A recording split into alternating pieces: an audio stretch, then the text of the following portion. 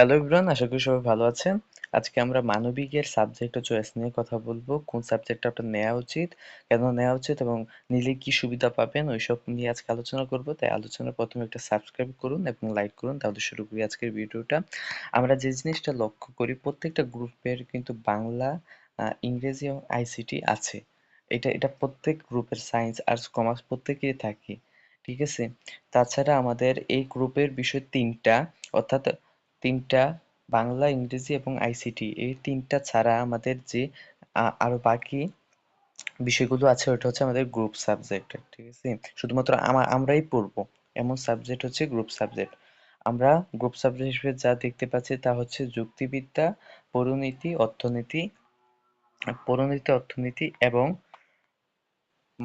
মনোবিজ্ঞান, সমাজবিজ্ঞান, ভূগোল, কৃষিশিক্ষা, এগুলো আমরা দেখতে পাচ্ছি।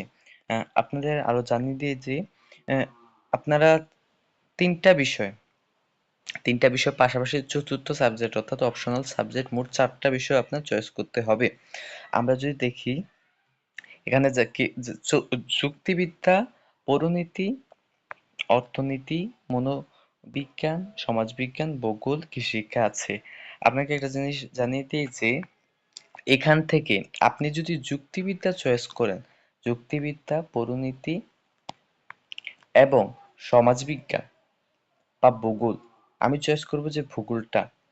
ভূগোল, যুক্তিবিদ্যা এবং পরিনীতি, এইগুলো যদি চয়েস করেন আপনার এ প্লাস তোলা খুবই সহজ হয়ে যাবে। তার পাশাপাশি আপনি যদি চতুর্থ বিষয় হিসেবে কৃষি শিক্ষাটা রাখেন, চতুর্থ বিষয় হিসেবে আপনার থাকবে কৃষি শিক্ষা বা অর্থনীতি, কৃষি শিক্ষা, অর্থনীতি বা মনোবিজ্ঞান। আপনি যদি কৃষি শিক্ষা রাখেন, কৃষি শিক্ষা, ভূগোল, পরিনীতি, যুক্তিবিদ্যা, আপনার কলেজে যদি ভূগোল না থাকে তাহলে আপনি সমাজবিজ্ঞানটা দেখতে পারেন। আর এখানে আপনার যুক্তিবিদ্যা না থাকলে আপনি অর্থনীতিটা নিতে পারেন। আমি চয়েস করব অর্থনীতি, যেহেতু একটু কঠিন সেজন্য আমি চয়েস করব। আপনি কৃষিশিক্ষা যেহেতু আপনি ছোট থেকে পড়ে আসছেন, 9-10 থেকে পড়ে আসছেন, তাই আমি চয়েস করব আপনি কৃষিশিক্ষা নেন।